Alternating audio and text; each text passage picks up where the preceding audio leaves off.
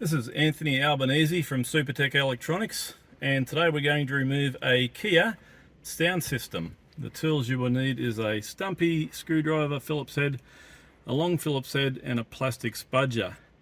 Okay, let's get started. Okay, the first thing to take off is this guy here. Really easy. Just get your spudger under there and pop it out. Okay, now there are two screws that hold this piece in here. One, two. And there's also two screws under there. We've taken ours out. Once you've got all four screws out, you want to spudger these out. There we go. That's got that one.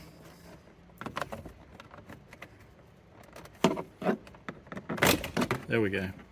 So that one's let go, and this whole piece will come down to expose one other screw. There we go. And that will expose one screw there. We'll need to remove that one as well. Okay, we've removed this piece here. The next step is to remove this plastic surround. Now you can do that by getting a spudger under it, and ours is loose, but you'll need to spudger it out. These clips come straight out. So you don't want to lever it up, you want to lever it, leverage, loose it, and then pull it out. And remember, don't stress any one point, just take a little bit out at a time and you won't break it. Okay, we're going to remove this section here. It's held in by 1, 2, 3, 4 screws. We've taken ours out. Once you get the screws out, this whole part will come out, and we can actually just let it sit there. It's not in the way. Leave it there till we get the rest of the stereo out. We're going to remove this screw next, because we're not going to want to take this whole piece out. We're just going to want to edge it a little forward. And we can do that just by grabbing, and that's all we want to do at this stage.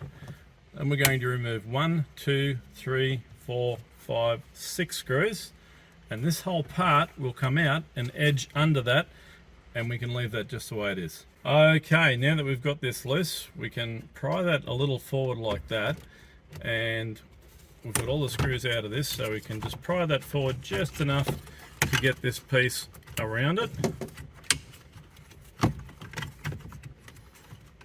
It's a bit tricky, but you can do it. And we'll pop that to the side. Okay, now this is the head unit we need to take out. It's held in by 1, 2, 3, 4 screws. Ours are already out.